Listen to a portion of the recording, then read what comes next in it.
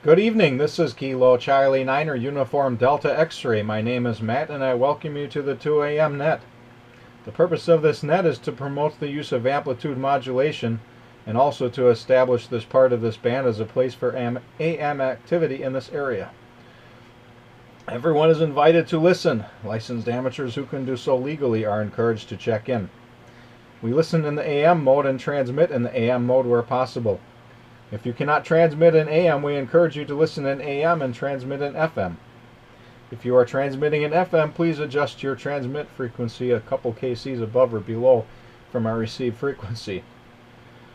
This this facilitates the use of slope detection, that is, demodulating your FM signal with our AM receivers.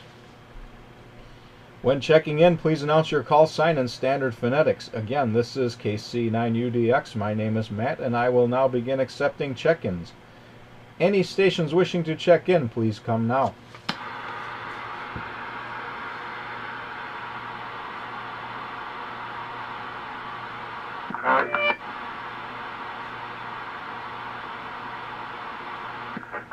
Good evening, Matt, W9JCC.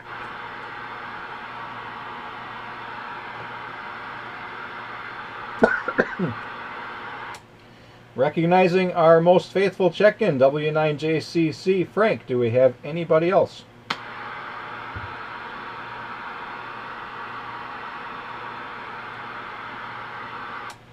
Nothing heard at this time. I guess I'll turn it to you, Frank. I have to apologize. I'm having a lot of coughing fits today. I'm still not over this sickness, so I don't know how well I'll do tonight, but we will see. And anything you would prefer to talk about is fair game. W9JCC from KC9UDX. Okay, Matt. Good to hear you. And yeah, I don't have a whole lot to talk about. I just noticed that I got some new speakers on my downstairs computer here, and when I keyed up, it made a little bit of a squeal, so I must have been getting into that system. They're just, the very basic ones where you just get the two small ones. And I actually bought them for the upstairs computer, which had very low audio on my monitor. It had a built-in audio system on the monitor, so I put them up there, and I couldn't even get them to work properly because they were cross-coupling with each other, and so I took them down here, and they worked just fine in the shack. But when I key up here on 2 meters, can't keep them on because the volume gets out of whack there. So I got the volume off completely, even though I had the audio muted on the computer. I just listened to or watching the ball game here and streaming it on the Spectrum app. 1-0 Brewers there, Matt. Go ahead, W9JCC. Well, I wonder if those are amplified speakers. Most of them these days seem to be. In that case, excuse me, obviously the signal could be picking up in the cabling and then being amplified in the speakers, or even, of course, without the amplifier, it could still happen. So I wonder if some ferrite beads or something on the speaker leads will help. Of course, I think you said you turned off the speakers, so in that case, it must be amplified. And of course, the problem with the amplified ones is you have the power cord and all the other electronics in there too. I don't mind the weather, and I'll tell you, number one reason is this means there's no mosquitoes. So the longer it's cold, the less mosquitoes I think we have. And if nothing else, the later they appear. So I don't worry too much about it. It's not too cold for me. And in fact, we went off-roading over the weekend in Illinois at an off-road park called River Road Rally Park. I guess it opened a couple years excuse me, a couple years ago. It's the only such place within a reasonable driving distance. Takes just over an hour for me to get there. First time we went there, and Had to keep the top on the Jeep, of course, because of the cold, but other than that, it wasn't too bad. I was actually a little too hot. It tends to get very hot inside my Jeep with the top on, but we were getting so muddy to the point where I didn't want to open a window. So it's a horse apiece, I guess. And wonder how your Easter was. We didn't do anything too spectacular other than going to church on Good Friday, like we always seem to do. And I had Easter Monday off, though I don't quite recall what I did on Easter Monday. I must have got something done, not having to go to work, but I'm not sure. And we have a mock tornado coming up next week from the National Weather Service. I don't recall the details. I did notice they're doing it twice during the day that they've chosen instead of just once like I think they normally do. They have one in the afternoon and one in the evening. For some reason I don't think my employer participates in that, although they do give us tornado drills at other times. Ironically, last year we had a tornado warning and they sent us all outside for a fire drill.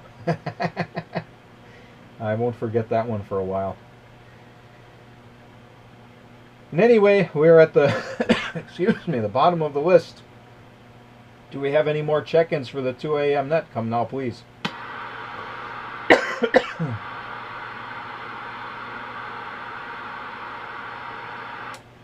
Hearing none. I wonder if everybody's starting to really forget about us, Frank. I'll turn it back to you, KC9UDX here. Okay, thank you, Matt. KC9UDF, W9JCC. Yeah, I should have talked it up a little bit. I talked to a couple of the guys on a repeater here, and I forgot to mention the net. Sometimes that brings them out of the woodwork. I'm not going to put any ferrites on those speakers, Matt. That's just as easy to turn them off. I normally don't operate the rig and have to listen to the audio at the same time, so that's not a problem. I did have a problem, about a year ago. My next door neighbor, she would pick me up on her computer speakers when I was on 10 meters, and she didn't seem to mind it too much until one night she was watching something she really wanted to see. And actually she was on her computer, I guess. Or yeah, it was on her computer. And then she got a little bit upset about it. And so I ordered some ferrites and we put it on her speaker wire, and that cleared it up real good. And we haven't had any trouble since. But she was watching TV, and what would happen is when I got on 10 meters, she'd get this awful scratchy sound out of her computer speakers, and it didn't matter that the volume was turned down. They just, as long as they were plugged in and on, it picked it all up. Yeah, Easter was pretty good. We had a little different Easter this year. Two of our three kids were out of town with their family on spring break. One of my daughter was out in, she was on the Marco Island, and they went the week right after Easter, and my oldest son was out in New York City. They went the week just before Easter, so they were both gone. My daughter, or my younger son that lives over near your place was here, but they got invited over to his in-laws. So Winnie and I just went out. We went to church on Sunday, Easter Sunday, and then we went out for breakfast afterward, and then came back and did our usual chores. So it was a pretty low-key event here, Matt. So anyway, back to you, KC9UDS, Net Control, W9JCC. All right, thank you, Frank. And you know, I think that, excuse me, here we go again. I think that sometimes, depending on what channel my wife is watching, that I will interfere with the TV, and of course with the digital TV, the signal goes away completely, or gets scrambled to the point of not being able to watch whenever I'm transmitting on 2 meters here. But I don't think it happens very often. The exception being if I run the amplifier, then she can't watch any TV. And I would assume, well, none of my neighbors that I'm aware of use over-the-air TV. Everybody around here seems to have cable. I guess I wouldn't know that, except for the fact that every once in a while I get their cable bills in my mailbox. So I guess I shouldn't say that I don't know that they do. I really have no idea. But nobody's ever complained. Whether I come in over some computer speakers, I would have no idea. Maybe everybody's all irritated at me and they're just too afraid to say anything about it. I have no idea. And I've got a note here from last month that I was supposed to get you a list of YouTube channels to check out, and I failed to do that. I guess the problem is once I leave this room, everything goes away that I was doing down here until next month, because I don't spend enough time down here, unfortunately. But I wonder if you've done any more looking around on YouTube. And of course you can you can check out my video that I made of our off-roading experience on Saturday. I did put up a video of that, although you'll have to watch the whole excruciating 2-hour video unless you skip forward to the right parts to see the right things. I was having a lot of trouble with the file editing from the files that the camera created from that, and I'm still working on that. If I get that cleaned up, I'll repost some videos that make a lot more sense than having just the whole 2 hours like that. In fact, one of the problems with that video is that there's, I think, a half-hour section in the middle where there's a glitch where there's no movement. The image and the audio just freeze and nothing happens, so you have to skip past that too. And speaking of which, I had intentions of doing a little bit different setup here for the YouTube video for the 2 a.m. net this month.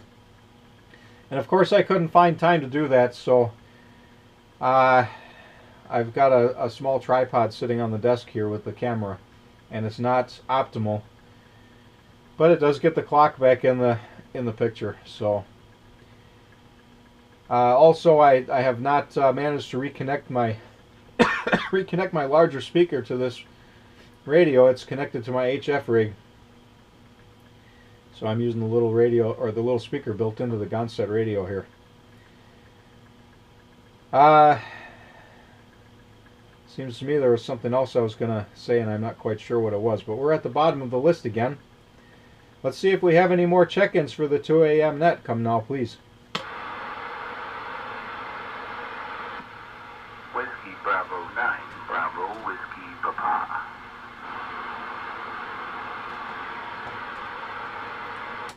And there's Dave, WB9BWP. Welcome, Dave. It's good to hear you again. I'll send it straight to you. Go ahead from KC9UDX. Okay. Yeah, I missed, I think, a couple of months.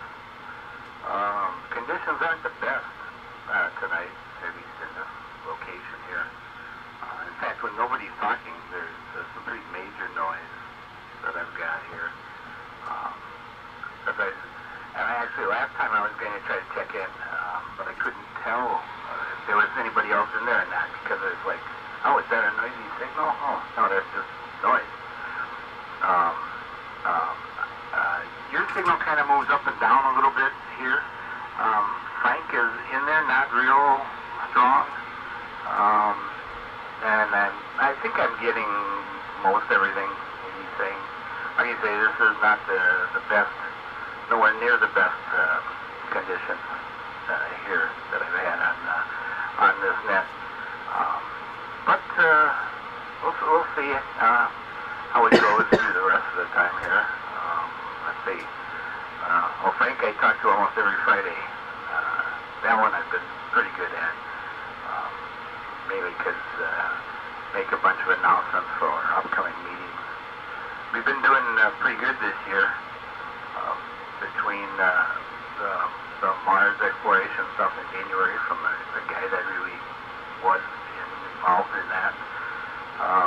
And this month we've got Val and V9L coming up from Illinois. She used to live up here. I don't know if you know her or not.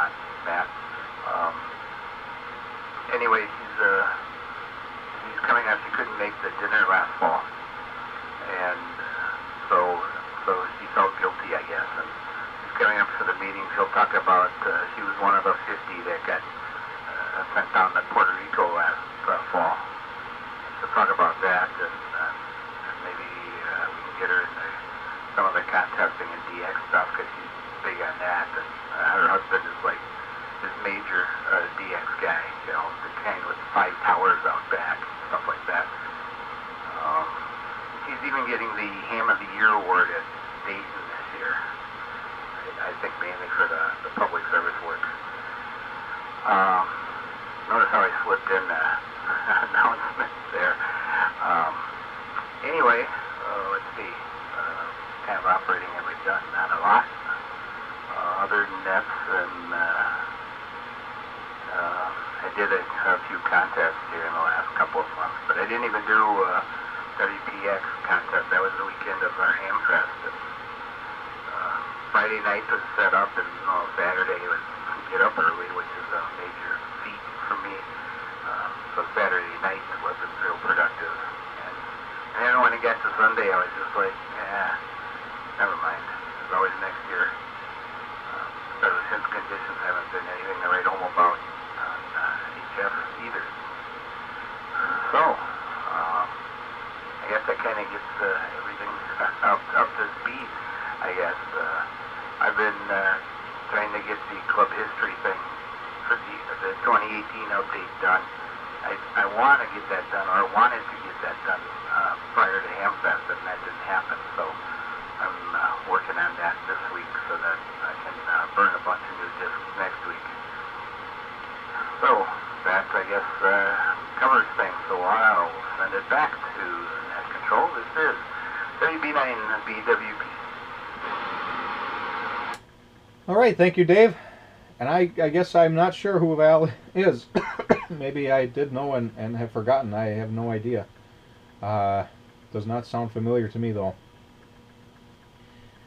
And I've been thinking a lot lately about how I need to get to some club meetings. Maybe I can do that in the summer. We'll see how things go. I think if I'm correct, the meetings happen.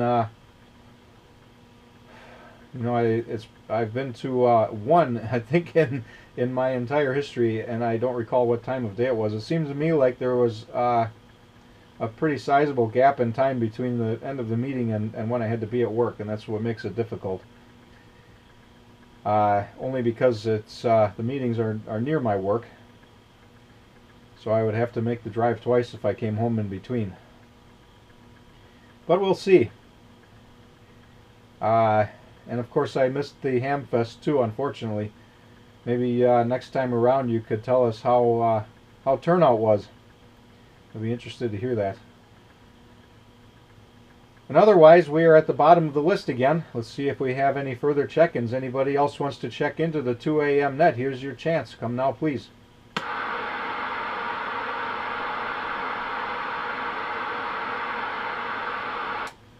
Hearing none.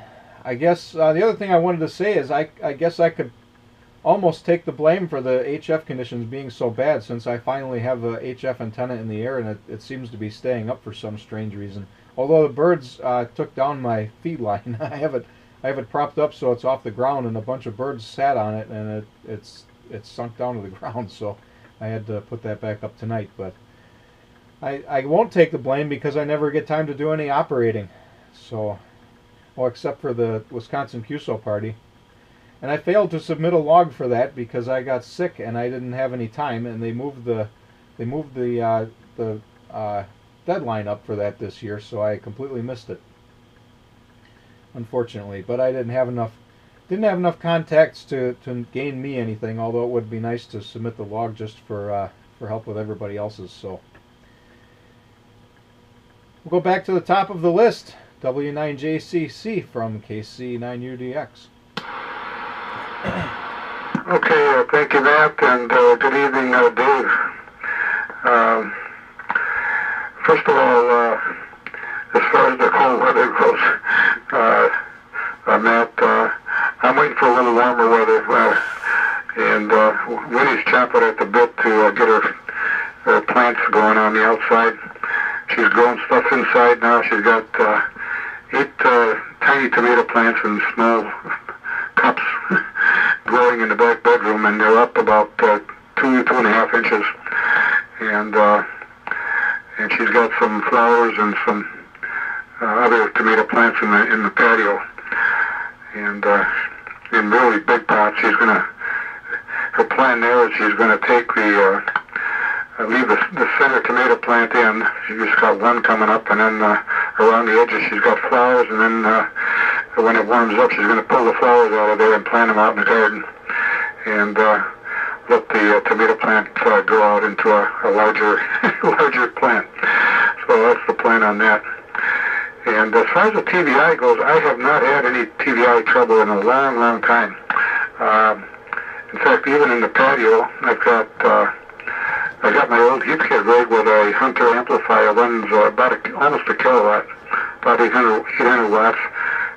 TV set, analog TV set right next to it, and a kind of a mid-sized, about a 40-inch flat screen sitting on top of the analog set, and there's not a hint of any problem at all when I transmit on that radio on 20 meters. So I think that's been pretty lucky there. And Dave, I can copy Dave pretty well, with a little bit of difficulty, but he's not moving the S meter at all. I'd have to give him an S0 and about a Q4.5. So copying you pretty good, Dave. If you're I don't know if he's copying me or not. I got the maximum of 25 watts going out of here. And as far as the Hamfest goes, I did go to Jefferson, and I did go down to the Elks there. I think that was Dave's Hamfest there, and that both pretty nice Hamfest. So with that, back to net control, KC9UDS, W9JCC. All right, thank you, Frank. It is X, not S, by the way. Not that I care. I don't think there is a KC9UDS anymore. I get called K9UDX quite a bit. You know, off not saying that you called me that or anything recently, but I know a lot of people do, and just interesting to note, a couple months ago that K9UDX was listed as a silent key in QST, so I guess after the waiting period I could theoretically get that call sign if I was really desperate, but I assume that other people would want it too for the reason of the dog show credentials, whatever that is. I forget what that's called, but there's a UDX status that you get for dog shows, and of course K9 is for dog, and that's why the guy that had that call had it as a vanity. But actually, I have no real intention of changing my call sign. I don't really see the advantage in shortening it. I'm fine with it the way it is, and in fact, it's a great advantage in pileups on HF. You know, if I say my call sign slowly, some of these guys with these 1x2 and 2x1 call signs can rapid fire theirs off 3 times, and I'm still talking, and I get through it with the DX on the end of my call sign. And well, as far as the weather goes, there is one downside to it still being so cold, and that is that the hot weather is going to sneak up on us, and then I'll get sick all over again. So, not looking forward to that. And it's supposed to warm up the next couple of days, but then it's going to get cold again. I think they have snow forecasted for Sunday. Now, Frank, you mentioned you have a Hunter amplifier, and I don't know that we've ever discussed this. I have a Hunter as well, so I wonder which model you have. Mine is a Bandit 2000C. And I have not had another working HF amplifier, and I have no desire whatsoever to ever change this thing. Works so well. You know, I have nothing to compare it to, but I like it. I got a real deal on it. I don't remember what I paid, but it wasn't much. I think I got it from a guy on QRZ. I'm not sure anymore. It's been a couple of years. And as far as RFI on HF, I don't know that I interfere with the TV on HF. I'm not sure that I interfere with anything on HF, even when I'm putting out 1200 watts. I guess I have no data on that. I have never heard any complaints from my wife or anybody else.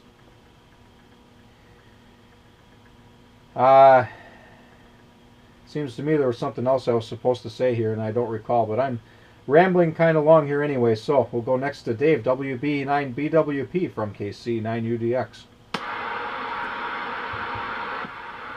Okay. Well, I can ramble too. I do that frequently. Let's see. You asked about the Hamfest. The preliminary count. I didn't hear any final numbers yet. Had around 220 attendance, and it was a profit for each club, MRC and Mars, of $425 or thereabouts. For Mars, other than dues, that's their only other income. They have bills to pay. They always certainly like to see money coming in. I'm surprised actually at the profit, but I think it's because we have been selling out tables this year and last year. I don't know why really, other than maybe being across from HRO or something as a draw. I don't really know. But last year, in fact, we sold all the tables in like the last week before the Hamfest. We only had like a couple of them sold up to like 3 weeks before, and everybody was worried that we were even going to have enough to pay the bills, let alone to get a prize. Both last year and this year, we gave away, I can't remember the model number. It's a Yaesu radio. It's a 2-meter radio. Analog FM and the Fusion also. It's not real expensive, regular price. It's like, I don't know, 160, 170, something like that. But it turns out, and I saw the whole list this year, Yaesu has a special price list for prizes. Anybody that wants to buy any Yaesu radios for a prize, a Hamfest convention, whatever, they have to get it through a dealer. But it's extremely cheap. The dealer makes absolutely no money on it. And I forget what the total cost was to get that radio. Maybe 130 or even less than that, I'm not sure. But they actually have prices assigned to all of their radios, even the $13,000 HF radio. I think you can get that for like $8,000 or something if you want to give that away. I don't know if anybody ever has actually given away one prize of that number. Otherwise, I might want to go to wherever that is. And we also convinced the HRO to let us have, we updated the repeater to the latest version. There's a special deal for that, totally separate kind of a thing. But we wanted to add the wires capability at the repeater site. Right now, Bob's KC9YIR has been taking care of that linking. And in order to do that, we need a radio as well as the wires box. And since it was around the same time as the Hamfest, we actually got HRO to say, okay, we'll let you buy the wires box and that radio at this special prize type prices. So I do have to say that they've been rather accommodating and almost generous as far as not just with us but the ham community in general, making that room available. I don't know if you've been over in there. The room to the west of the storefront and the employee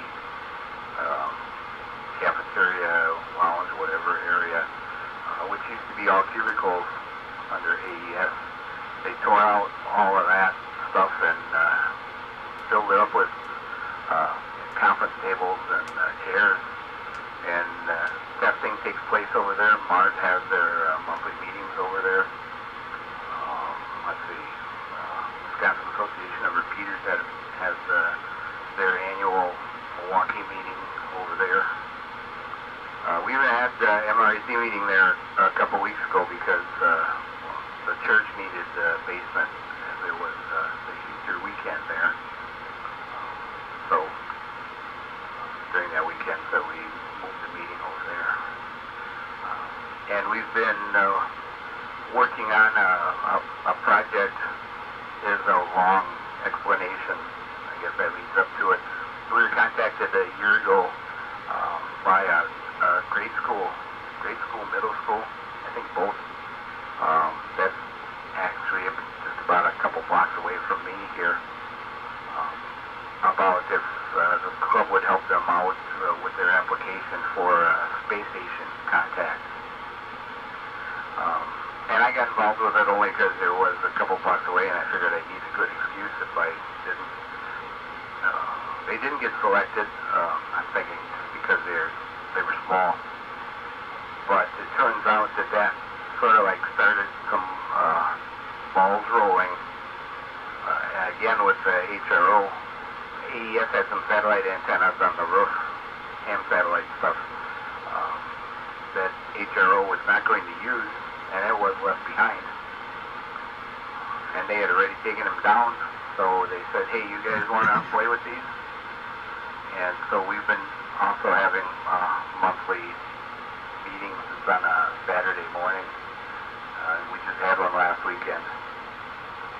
Got a group of people together. And anybody else that wants to jump in. Anyway, we've got antennas and the azimuth and elevation rotor also. We refurbished the antennas and rotor, and we're coming up with some sort of a portable type mounting situation for that. We want to make it a portable satellite station as well as getting it in shape to do space station contacts. And there's a couple of guys that are making calls to various schools, trying to see if we can maybe get a more than a one school kind of a thing, so that there's big numbers and that then attracts attention. They take applications twice a year for that. I forget just when they pop up. And if a school gets selected, it's for the year following. So it's a long-term thing as far as the space station stuff goes. But anyway, long story there. But HRO, besides giving us the stuff, gives us the space to work on it. And there's a couple of offices that are off of that room. And they give us one of the offices too, because they're not using them to keep all our stuff in. So anyway, I suppose we should certainly talk them up, I guess, if they're willing to help out with things. And, so, how's that for babbling, eh? I guess that's good enough for this. Yeah, you guys are talking about RFI and stuff. I don't get into anything of anybody else's or any consumer type stuff, but I do have a situation on certain parts of 40 meters where I seem to blast through I run the receivers through a mixer and an equalizer and a small amplifier and a couple of speakers. And anyway, I'm not sure exactly what I'm getting into. I think it's the amplifier. And like you say, it's only in certain parts of 40, and I'm not real sure I know enough yet to predict where.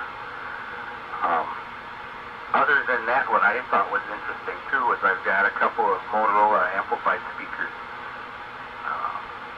The Motorola commercial stuff, which works, which they sell for their, VHF, UHF type things. And it works great up there, but interestingly enough, When you get to about the lower part of 20 meters, or upper part of 20 meters and no, lower part, there we go, lower part of 20 meters and below, like 40 and 80, those speakers fall apart as far as picking up RF, which I find very interesting considering it's coming from a company that makes radios. But anyway, there's a couple of things I want to try with that. In fact, in some of the Motorola documentation, they even talk about adding a ferrite bead in series. I think there's even an open spot on the circuit board of the amplifier. So that's still in my long to-do list. And that's way too much talking, so I'll send it back to Net. This is WB9BWP. All right, thank you, Dave. Not too much talking for me. As long as we don't go past 9 o'clock, that's anything you guys want to talk about is okay. And I forgot to mention last time about your signal. I think your signal strength is a 5 on my 0 to 10 scale, and I'd have to look to be sure. I don't have any of my old logs in front of me tonight, but I think that's on par with what it normally is. But I think tonight there's a little bit more than normal background noise. There's a lot of atmospheric noise or whatever it is, typical hiss. But I can copy everything. It's just not, I guess, full quieting. But that's the story on that. I'm trying to think now. You jogged my memory. I do have a situation here where I can transmit on HF. Excuse me. And my signal will get into one of my VHF rigs here and scramble the processor in it. And maybe that was with an old antenna. I don't recall. You know, I look at that rig right now, the VHF one, and it's deader than dead. I'm going to have to open it up, and I'm guessing I'm going to find a leaked battery and a trashed radio. I hope not. So, another thing to look forward to if I can ever get my bench put back together. I have not been to HRO at all. I went to AES right before they closed, and I have not been to that building since. I never get time to go there, and I kind of hate to go because I'll be tempted to spend money, and I just don't have money to spend anymore. I suppose I'll have to go there one of these days, or with my luck, that the next time I'll decide to go will be so long from now that they'll have gone out of business the day before I get a chance to go. That's my luck in going places that I haven't been for a long time. So maybe I'll make it there for a club meeting at some point. That Yaesu pricing deal is kind of strange to me. I wonder how they enforce that. I wonder how they prevent somebody from saying that they're going to use it for a prize and then just using it personally. I guess they probably have something figured out. And you mentioned that you don't think that, you're not sure if somebody's ever given away an expensive Yaesu radio as a prize. And I do recall at some point that it was a high-profile contest or what it was. I may never remember this, but I do recall somebody giving away a Yaesu 3000, whatever the 3000 is. I don't know anything about their HF rigs, but somebody gave one of those away for something a couple of years ago, maybe more than a couple by now. I'm not sure, 5 years ago or something. And I would assume they took advantage of that price, and that price on that particular one that you mentioned is pretty significant. I think you said $5,000 off. That's that's a lot of cash. And you mentioned that there's wires capability on the repeater now. And that, I guess I was always happy that I never had to use wires, because there's a secret programming menu on the excuse me, on the Yaesu handhelds where you can reassign that wires button to other features, and I always found that very handy. So I was always glad I never needed to use wires. Although it's probably, what you're talking about is probably wires X, and I don't have anything that would do that anyway, so I don't have to worry. And I shouldn't even complain because it's been years now since I've used one of my Yaesu handhelds. And we're at the bottom of the list again. Let's see if we have any more check-ins for the 2 a.m. net. Come now, please.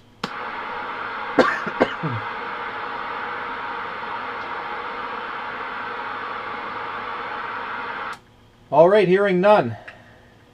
I am having a harder time talking here, so I think I'm going to call this the 7-3 round. But we'll see how it goes. Go back to the top of the list. Frank, W9JCC, it's your turn again from KC9UDX. Okay, thank you, Matt. KC9UDX, W9JCC. And sorry I got your call wrong there. I wrote it down wrong, and I was going from my paper here, so we got that straightened out. And as far as changing the call signs, I could have changed mine. I started out with this call in 1954. It was originally issued to me. And then when we moved out of state, we went out to the East Coast, and I had W2CPX, and I had K4HND, and then when we moved back here, I kept the K4 call for about 10 years, and then I decided that, well, we weren't going to move anymore, so I got my old call back, and now it's a vanity call. But I noticed that when I did get the vanity call, there was W9JC available, and I didn't pick it up. I just decided to stay with the old one. And a year or two later, I was at a Hamfest, and I saw somebody with a cap that had W9JC on it, so that was probably not available anymore. But anyway, as far as the amplifier goes, Matt, I've got the Hunter 2000B, B as in boy, which uses the 4572Bs. And I think you've got the C, which I think uses a pair of 3500s. And the big difference between them is that the B is much smaller. It's the same size as a Collins S-line or a Heathkit SB 300 or 400 series. But the tubes in the 2000B don't last, I don't think, as long as the 3500s. At least the Chinese versions. The original Cetrons lasted quite a long time. I'm on my third set. Usually when they get down to about 400 or 500 watts, I'll get a new set. And when they're new, they'll do pretty close to legal limit. And so this last set I've had for probably 5 or 6 years, and they seem to be doing okay. And the only thing I get into, I don't get into the TVs, but I do get into the house intercom system. Of course, it's wired all over the house. It's not shielded. And my wife can hear me on that when I'm on the air, but it's not terrible, but it's just a little bit annoying if you're trying to hear something on the radio. And as far as YouTube goes, Matt, I found that, there's some, I may be referring to my inability to see video on all the YouTubes that are on YouTube on my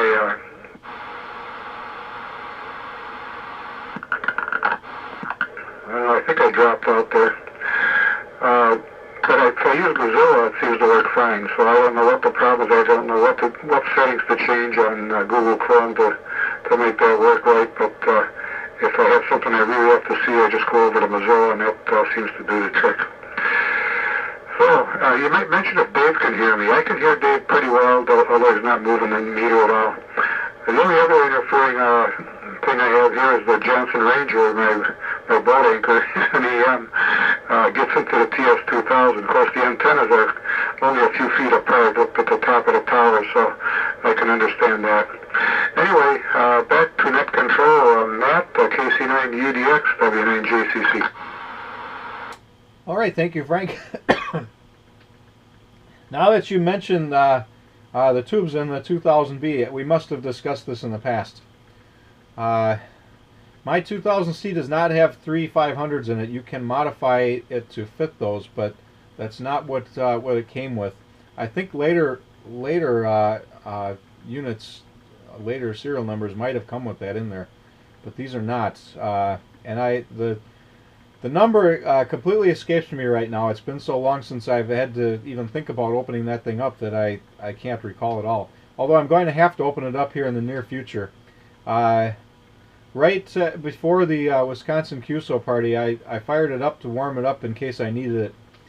And while I was tuning it up just to try it out, I think a carbon composition resistor in the watt meter circuit went up in smoke. Something spectacularly combusted inside of there, and the meter doesn't work. The amplifier works just fine, but the meter is dead. Now maybe I have a bad switch and it was inadvertently on the 200 watt range, even though I had it switched to 2000, and maybe that's what happened, and maybe it burned up the meter. But either way, I'll have to open it up and find out what happened. Losing that watt meter is not the end of the world, I guess, but I do have a watt meter on my antenna tuner, which is always in line with that anyway, so it doesn't really affect anything. But I guess it would be nice to open it up and see what happened. And while you were saying you don't think that that 1x2 call sign is available, and I think that I don't think there's any 1x2s available at all. Any 1x2s or 2x1s, and I think you have to go on a waiting list for a long time to get one that somebody gives up, or if they allocate new ones. I'm pretty sure that there's none available otherwise.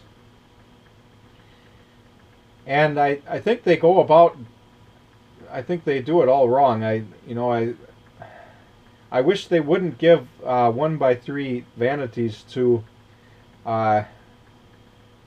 not novices. What's the other? Technician. I wish they wouldn't give them to technicians. Now, obviously, there were technicians that were issued 1x3s in the past, and I have no problem with those people keeping them. But I think it's silly to give 1x3s as vanity calls to technicians, and I think that well, it makes the whole vanity thing more difficult for everybody. But I'm not big on vanity calls anyway. Like I say, I'm perfectly happy with my sequential one. No desire to ever change, even though the vanity calls don't cost anything. And the other thing I was going to say about that is, I think today, if you were to have switched back to your original call sign, you wouldn't have vanity status. Now, I may be wrong about this, but I think that people who have recently become licensed and got their old call back don't have vanity status. They have some other status. Not that it matters anyway. Now there's something else here I was going to say, and I can't. I forgot to write it down, so I apologize for that. And we'll go next to Dave, WB9 BWP from KC9UDX. Oh, okay. Amplifiers? Well, I don't have one. Maybe someday if I tweak up the antenna a little more. Who knows? I know somebody that has like 4 amplifiers. He only uses one. The other ones I don't even know if are working. But anyway. And vanity calls, yeah, I still have my original call. And it is a mouthful, but that sometimes is helpful in pileups and contests and stuff, because guys that are like trying to be really fast usually screw it up, and so then they have to ask me to repeat it a couple of times. So it kind of gets through, kind of makes its point. And yeah, the vanity thing is kind of crazy. I especially thought it was crazy when the FCC came out and said that the fees they were charging weren't enough to cover their costs, so they weren't going to charge any fees at all. That's only the government, I think, that would ever say something like that. But there was a very brief vanity program in the mid-70s. It was only for extras. And I think they were able to get 1x2 calls. It was maybe a year, maybe 2 years.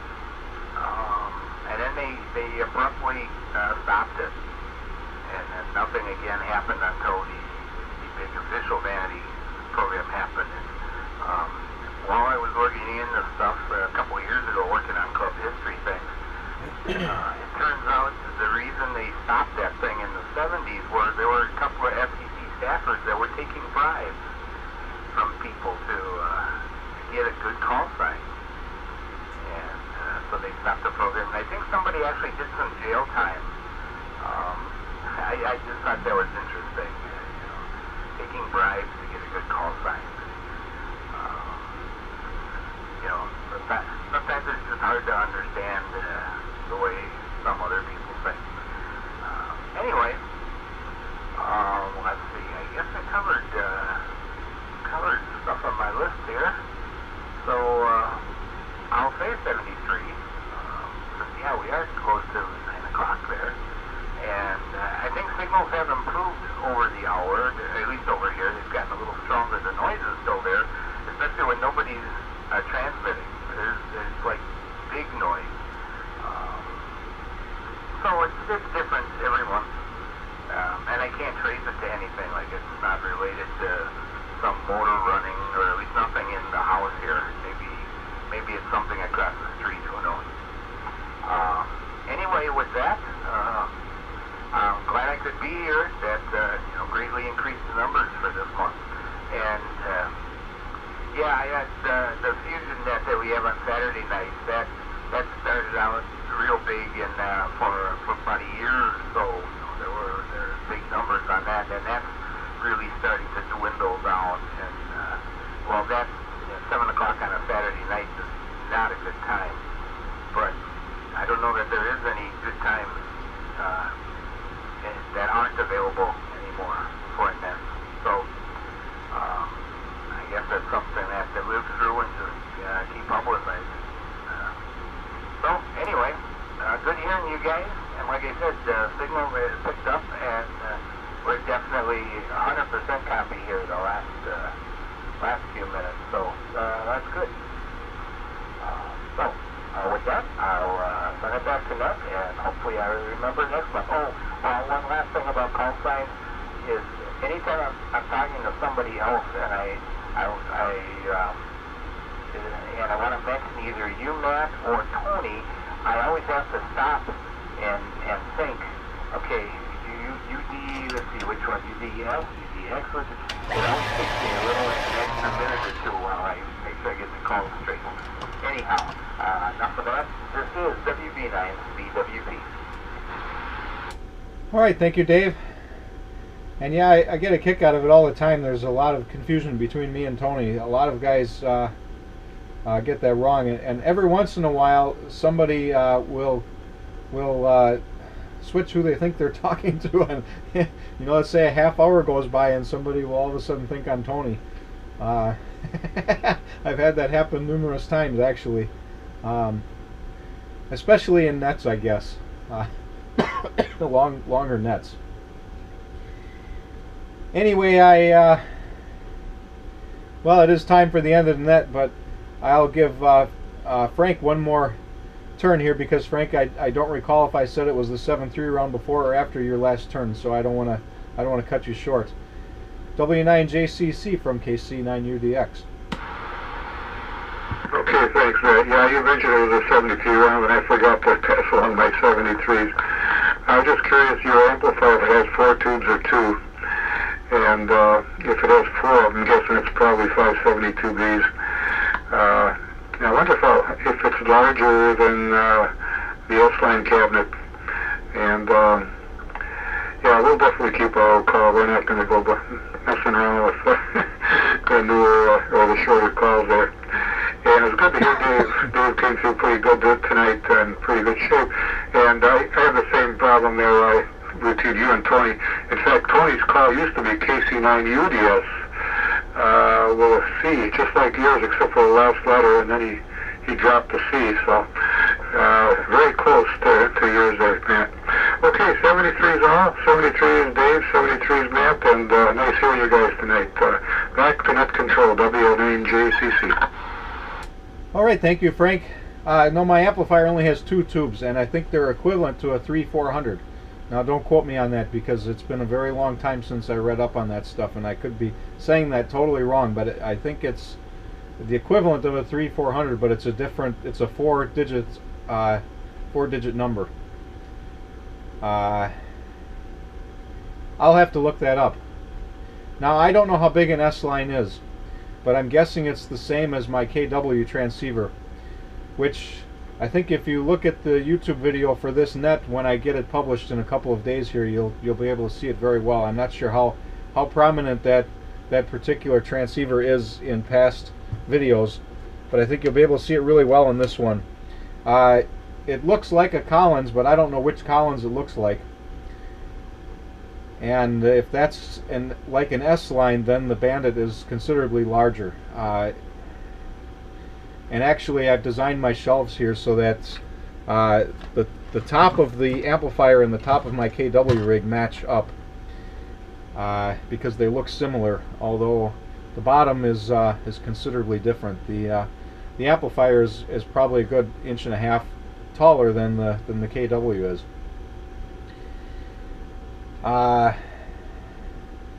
And you'll seek to 56 minutes 45 seconds into the video. Write that down so when you do look it up when I get it published, you'll get the best view, because I moved a bunch of stuff out of the way here.